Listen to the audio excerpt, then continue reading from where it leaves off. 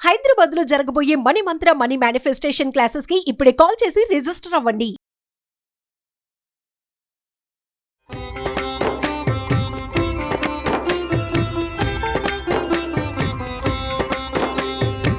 నమస్కారం. విష్ణు పురాణం 23వ భాగంలోకి వచ్చాం. అనేకానేక రాక్షసుల్ని సంహరించి గోపబాలకుల్ని సదా రక్షిస్తూ గోవర్ధనోద్ధరణ చేసిన కృష్ణుని చూసి ఈ గోపాలకులంతా ఒక రకమైన ఆశ్చర్యానికి గురై, నువ్వెవరివి, ఇలాంటి విపరీత చర్యలు, ఇలాంటి అద్భుతమైన విషయాలు నువ్వు ఎలా చేయగలుగుతున్నావు, నువ్వెవరివో మాకు తెలియజేయమని అడిగితే కృష్ణుడు వాళ్ళందరినీ మాయపుచ్చేశాడు.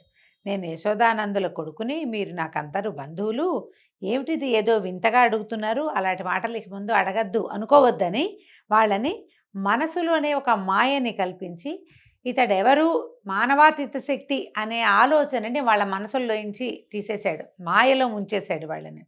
వాళ్ళు కూడా ఇంకా ప్రశ్నించలేకపోయారు. సంతోషంగా చప్పట్లు జరుస్తూ పిల్లా జల్లాతో కలిసి అందరూ వెళ్ళిపోయారు. ఇలాగా కృష్ణుడు గోకులంలో ఉంటూ బృందావనంలో ఆలమందలతోనూ గోపాలకులతోటి గోపాల బాలులతోటి కూడా సవిలాసంగా తిరుగుతూ భగవన్మాయా విలాసంలో ఆ ప్రపంచాన్ని ముంచెత్తుతూ ఉన్నాడు. ఇలా అందరికీ ఆశ్చర్యానందాలు కలిగించే లీలలతోటి కృష్ణుడు గోకులంలో ఉండగా, ఒకనాటి శరత్కాలంలో నిండు పున్నమి నాడు పూర్ణచంద్రుడు గగనాన చలువెన్నుల పరిచి భాసిస్తూ ఉండగా, సర్వప్రకృతి సమ్మోహనంగా ఉండగా కృష్ణుడు ప్రకృతిని మరింత మోహింపజేస్తూ వేణువుని పూరించాడు. షడ్జాది సప్తస్వరాలు, వాటి మూర్ధన రాగాలు, తాళాలు, లయవిన్యాసం, స్త్రీ పురుష రాగవిలాసం, రాగ సాంకర్యాన్ని ఒక రాగం నుంచి ఒక రాగంలోకి వెళ్ళిపోతూ అనేక విధాలైన పారవస్యాన్ని కలగజేస్తూ శృతి సమ్మతంగా మ్రోగించిన ఆ వేణుగానానికి గోపిక గోపాలకులు, పశుపక్ష్యాదులు, లతాగుల్మ వృక్షాదులు ఆనంద ప్రకృతికి చిక్కి పరవశించగా, వల్లవ పల్లవాధరులు ఆ మోహనాకారుని యందు అనురాగపూర్ణ హృదయలై తమ వారికెవ్వరికీ జంకక కృష్ణుడున్న చోటికి పరుగెత్తుకుంటూ వెళ్ళారు. కృష్ణుడు వారిని చేరదీసుకొని ఆటపాటలు చెప్పి వారికి పోటీ పెట్టి ఆడించటము, పాడించటము, పొదరిళ్లలో దాగి చిన్న చిన్న కూతులతో వారిని బెదిరించటము, ఇలా వారితో గడపనారంభించారు. క్రమంగా యువకుడయ్యాడు. అలా ఉండగా ఒకనాడు ఒక గోపిక మిగిలిన వారికన్నా ముందు కృష్ణుని వద్దకు వచ్చి మారుత్రోవను యమున ఒడ్డుకు తీసుకుపోయి ఇసుక తిన్నపై కృష్ణునితో కలిసి విహరించసాగింది. ఇంతలో గోపికలు ఒక చోట కూడి కృష్ణుడు కనిపించదే ఎక్కడికి వెళ్ళాడు చూడండి అని విచారిస్తూ వెతకడం ప్రారంభించారు. వారిలో ఒక చోట శంఖచక్ర రేఖలు కలిగిన పాదాలను చూసింది. అది మిగిలిన వారిని కలిసి, రండి కృష్ణుని అడుగుజాడలు చూద్దురు కానీ పక్కనే ఎవరివో అడుగుజాడలున్నాయి, ఎవరితో తీసుకుపోయింది మన కృష్ణుణ్ణి అని చెప్పి ఆ అడుగుజాడల్ని బట్టి తీసుకెళ్ళింది. అలాగే అందరూ యమునా తీరానికి చేరి అక్కడ కృష్ణుణ్ణి చూశారు. పెన్నిధిని చూసిన పేదల్లాగా గోపికలందరూ కృష్ణుని చూసి పరమానంద భరితలైపోయారు. వారందరినీ చేరదీసుకుని చిరునవ్వుతో పేరు పేరున పలకరించేవాడట. తర్వాత ఒక్కొక్క గోపికకు ఒక్కొక్క కృష్ణుడై మండలాకృతిగా నిలిపి ఆటలాడించాడు. అలా చాలా రాత్రి వరకు ఆటపాటలతో గడిపి అలరించే ఆలింగనాది క్రీడలతోటి, ఆలింగనాలు చేసుకోవటం, ప్రతి వాళ్ళతోటి కృష్ణుడు మనవాడేనని భావన కలిగించేలాగా వాళ్లతో విహరించేవాడు. తెల్లవారగానే అందరూ వారి వారి ఇళ్లకు వచ్చాడు. ఇలా కృష్ణుడు వారిని ప్రతి రాత్రి ఆనందపరుస్తూ ఉండేవాడు. అన్ని జీవులతోటి కలిసి ఉండే ఆ మహాత్ముడు గోపికలతో కలిసి విహరిస్తున్నాడనేది విపరీత విషయంగా భావించిన అవసరం లేదు. అలా ఉండగా అరిష్టుడనే రాక్షసుడు భయంకరంగా వృషభ రూపంతో, అంటే ఎద్దు రూపంతో వచ్చి గోకులానికి వచ్చి అరవసాగాడు. వృషభం అంటే మన ఆంబోతు అని చెప్పచ్చండి. అయితే ఈ రాక్షసుడు పశువుల మందలో ప్రవేశించి పలు రీతులుగా ఈ గోవులని బాధించడం మొదలుపెట్టాడట.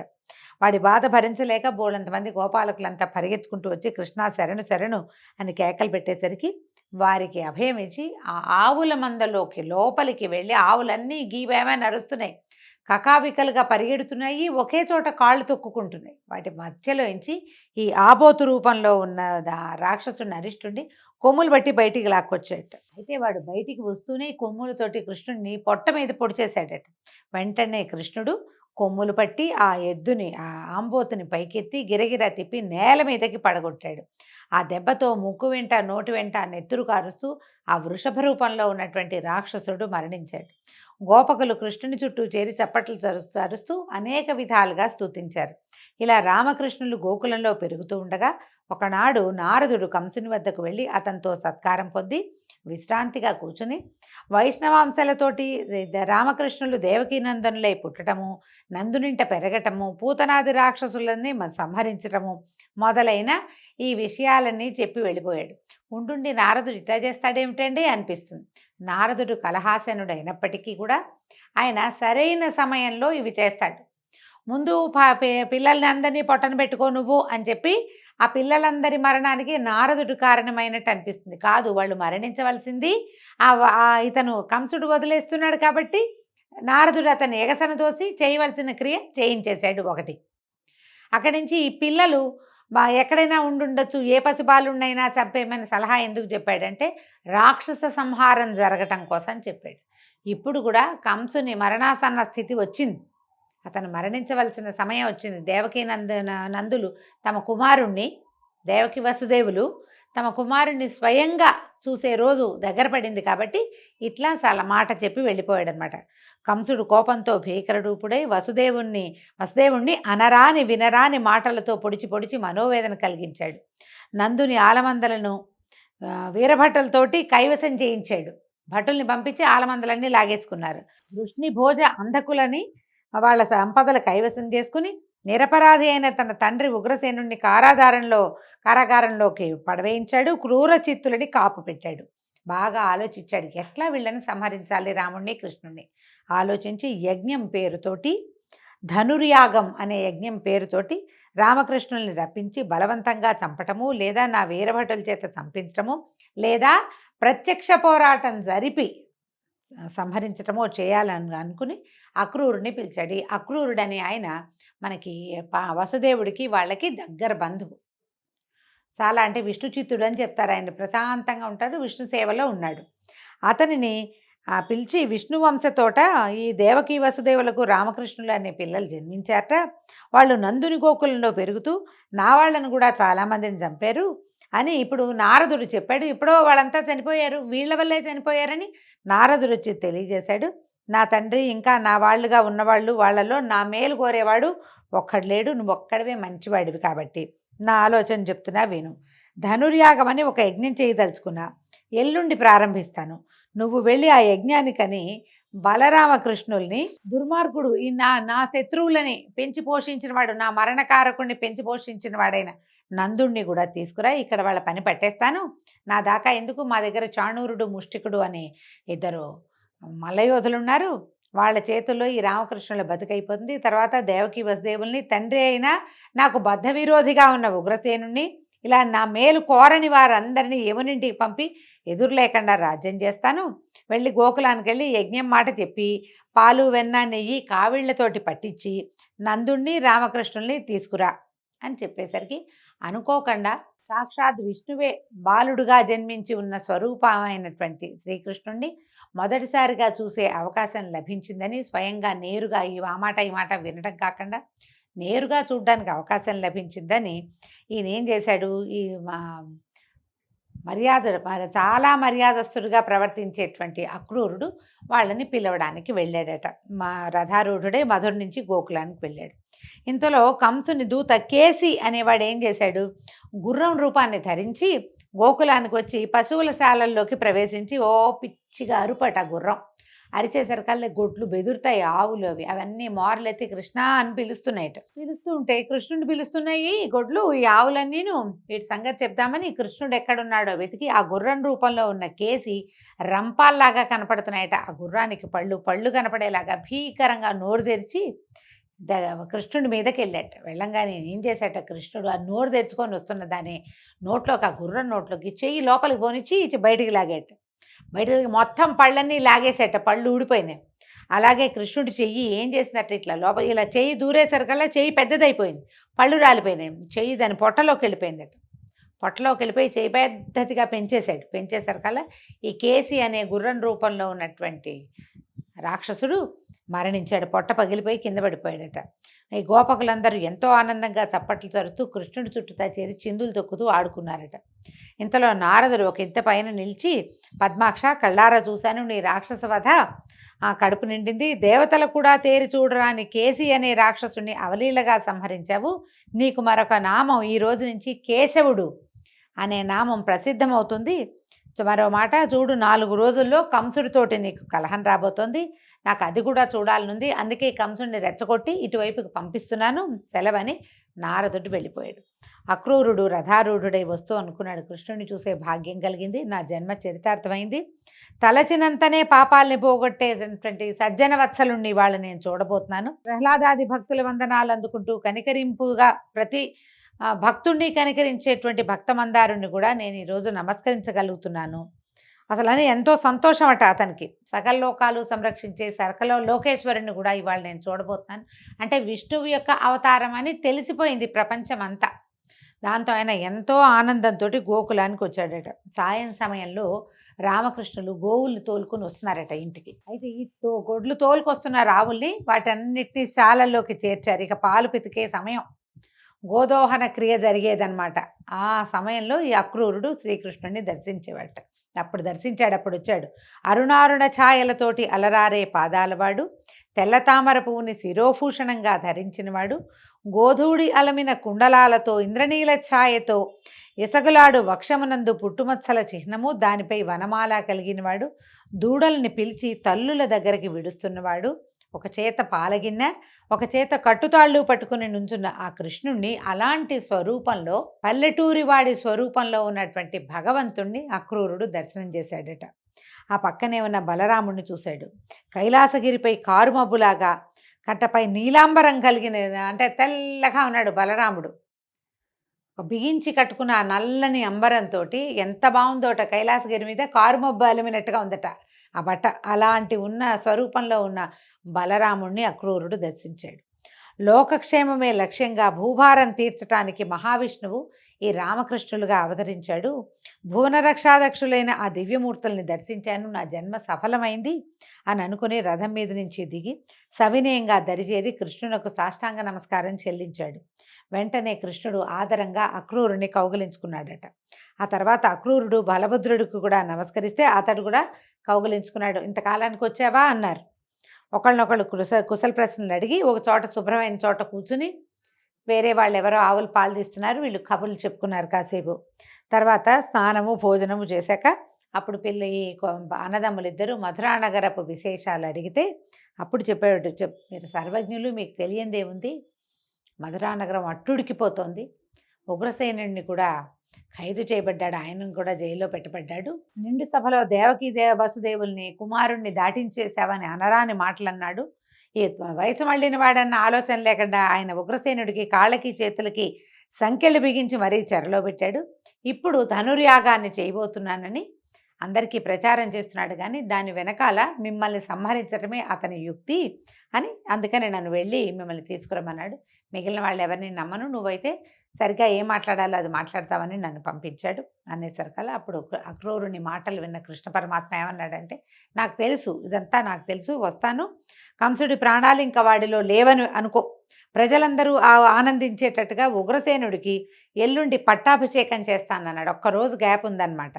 రేపు పొద్దున్నే పాలు పెరుగు నెయ్యి సమృద్ధిగా కావళ్లల్లో నింపి మా గొల్ల పెద్దలు ముందు వెళ్ళిన వాళ్ళతో నందుడు, నువ్వు అన్నా నేను రథ ప్రయాణం వెళ్దాం. ముందంతా పెద్దలంతా వెళ్తారు, యాగం జరుగుతుంది కాబట్టి ఆ ఊళ్ళో ఉన్న పెద్దవాళ్ళంతా వెళ్ళాలి. నందుడు వాళ్ళతో వెళ్ళిపోతాడు, నువ్వు నేను అన్నయ్య కలిసి రథంలో వెళ్దాము, ఈ పూటకి రెస్ట్ తీసుకోమని చెప్పి అతన్ని పడుకునేందుకు ఏర్పాటు చేసి వెళ్ళిపోయాడు. ఆ రాత్రి అందరూ నందుని మందిరం మందే నిద్రించి తెల్లవారుగానే లేచారు.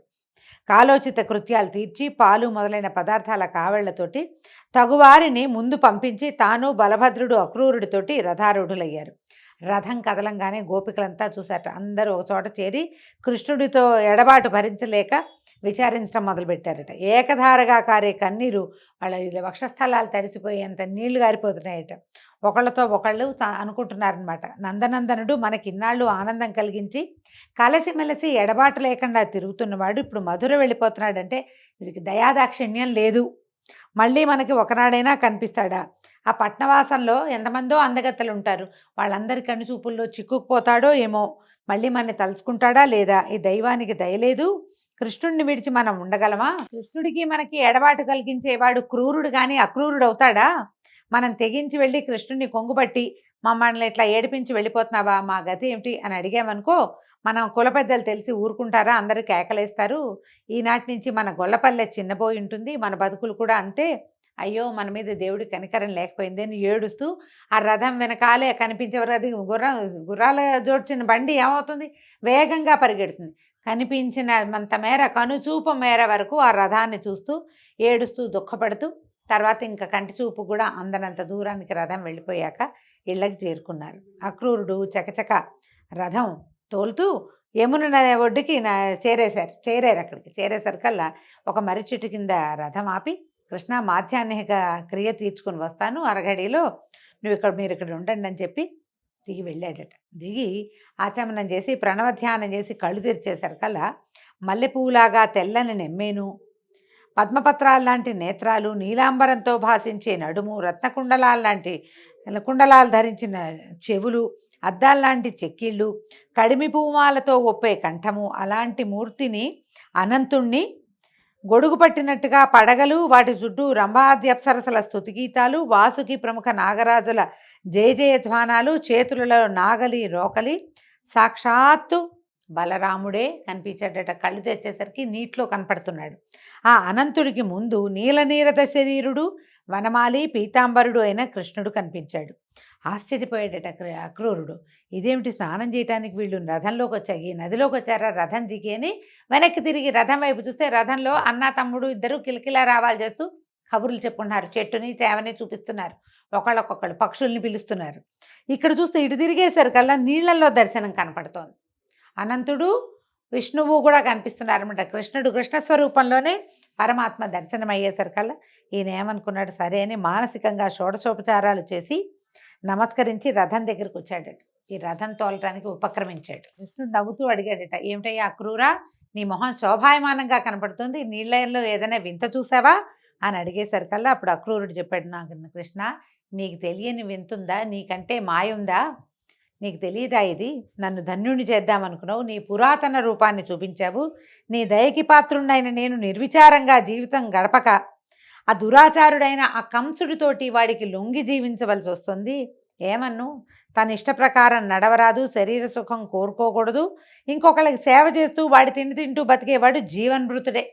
మన ఇష్టారాజ్యం చెల్లదు కదా, నేను వాడి సేవలో ఉండేసరికి నేను నిన్ను స్వస్వరూపంలో దర్శించలేకపోతున్నాను అని చెప్పేసరికల్లా అప్పుడు కృష్ణుడు అతన్ని ఓదార్చి అతని మనసులో ఉన్న చింత పోగొట్టి ధైర్యము శాంతి కలిగేలాగా చేశాడట. రథం చకచకా నడిచింది. పొద్దుపోయేసరికి మధురకి చేరారు.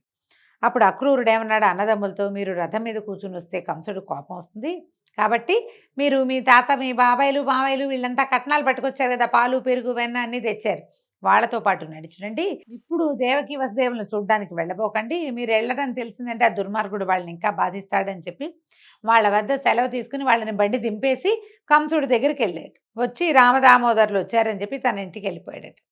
సరే, కృష్ణుడు ఏం చేశాడు, అన్నయ్యతో కలిసి అప్పుడే మధురకు చేరిన గోపకుమారకులతో కలిసి రాజమార్గాన దివ్యమోహనమూర్తిగా నడిచి వెళ్తుంటే నగరవాసులంతా భక్తిని రక్తిని ప్రదర్శిస్తూ చూపులతోటే స్వాగతం పలికారట. అట్లా కృష్ణుడు వెళ్తూ ఉంటే మడత బట్టలు భుజాన ఉంచుకుని ఒక చాకలివాడు ఎదుర్రాగా ఆ మూటలో ఉన్న బట్టలు కొన్ని మాకివ్వు అని అడిగాడట. అడిగేసరికి చాకలి పెడసరంగా మాట్లాడాడు. మీ మాటలు మా రాజు కంసుడు గనక వింటే మా ప్రాణాలు పోతాయి, పోపో అని కసిరాడు. కసిరేసరికల్లా కృష్ణుడు ఎడమ చేయి చాచి వాని శిరస్సు మీద ఒక్క సరుపు జరిచాడట, నెత్తి మీద కొట్టాడు. కొట్టేసరికల్లా చాకలి శవం వాడు వెంటనే పై ప్రాణాలు పైన తల మీద తగిలేసరికి తామస ప్రవృత్తికి తలతాడనమే నెత్తి మీద కొట్టంగానే పడిపోయాడు, మరణించాడు. కృష్ణుడు బట్టల మూట విప్పి జిలుగువన్నె పట్టుచీర అన్నకిచ్చాడు. పసిడి జలతారంచు పచ్చని పట్టుపంచె తీసి తాను కట్టుకున్నాడు. మిగిలిన బట్టలన్నీ గోపకుమారులకి పంచిపెట్టాడు. తర్వాత ముందుకెళ్ళి పువ్వులమ్మే వాడింటికి పోయి పూదండలు అడిగాడు. అయితే వాడు భయంతో ఏం చేశాడట, భయంతో భక్తితోటి కూడా శ్రీకృష్ణుని పాదాలకి వంగి శిరస నమస్కరించి లేచి పువ్వుల దండలు ఇచ్చాడట. దేవా, నీ వంటి వాడు రావడము పువ్వులు అడగటం నా అదృష్టం, తీసుకో, ఇంకేం కావాలో తీసుకోమంటే అప్పుడు కృష్ణుడు అన్నాడు, మరేమీ అక్కర్లేదు, నీ వంశం వృద్ధి పొందునుగాక, నీకు ఈ జన్మలోనే మోక్షం కలుగాక అని వరాలిచ్చి పోయేస్తామని కృష్ణుడు బయటకు వచ్చాడట. రాచబాటలో నడుస్తూ పోతున్నాడు. అంతలో ఒక స్త్రీ కుబ్జగా ఉన్న అంగన ఎదురైందట. ఇదేంటంటే అంగ వికృతి కలిగిన ఆకారం కలిగి ఉండటం. కుబ్జ అంటే వంకర టింకరగా ఉంది. ఆమె ఏం పట్టుకుంది, వివిధ సుగంధ పదార్థాలతో తీసినటువంటి చందనాన్ని ఒక పాత్రలో ఒక పళ్ళెంలో ఉంచుకుని వచ్చిందట. అయితే ఈ కృష్ణుడు అడిగాడు, అబ్బా గుమగుమలాడిపోతోంది, కొంచెం చందనం పూస్తావా నాకు అని అడిగాడు. అడిగేసరికల్లా ఈ కుబ్జ కృష్ణుని మోహన రూపం చూసి ముగ్ధయ్యి రకరకాల వస్తువులు అంటే ఏమేమి ఉన్నాయి చూడండి, కస్తూరి, కుంకుమ పువ్వు, చందనం, జవాది ఇలాంటివి కలిపి నూరి రోజు కంసమహారాజుకి అందించి కట్నాలు కానుకలు తీసుకుంటాను, నీకు తెలియదేమో కానీ అందరికీ తెలుసు ఇదే నా పని, నా బతుకు అనగా కృష్ణుడు దాని గడ్డం కింద చేయబట్టి దాని 2 పాదాలు తన 2 పాదాలతో తొక్కి మీదికి ఎత్తి విడిచాడు. ఆశ్చర్యంగా అంటే మెడ పట్టుకుని సాగదీశాడనమాట. ఒట్టిగా సాగదీస్తే కదలదు, అందుకని ఏం చేశాడు, చటుక్కున ఆ పాదాల మీదకి పాదాలు ఉంచేశాడు. కాళ్ళు కదలకుండా బిగిసిపోయింది. మెడ పట్టుకుని సాగదీసేసరికల్లా 3 వంకర్లతో ఉన్న కుబ్జా స్వరూపంలో ఉన్న ఆ అమ్మాయి నడు వంకర, మెడ వంకర, మొహం వంకర కూడా తీరిపోయి పరమాద్భుత సౌందర్యవతిగా రూపొందిదట.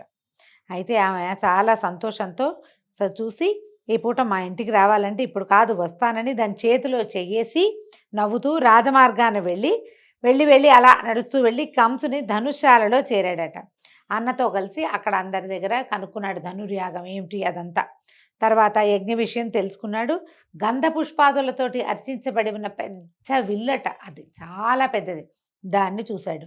దగ్గరగా వెళ్ళాడు దాని దగ్గరికి. వెళ్ళి ఆ ధనుర్యాగం కోసం మంత్రపూతంగా అక్కడ ఏర్పాటు చేయబడిన ఆ ధనుస్సుని అవలీలగా లేవదీశాడట.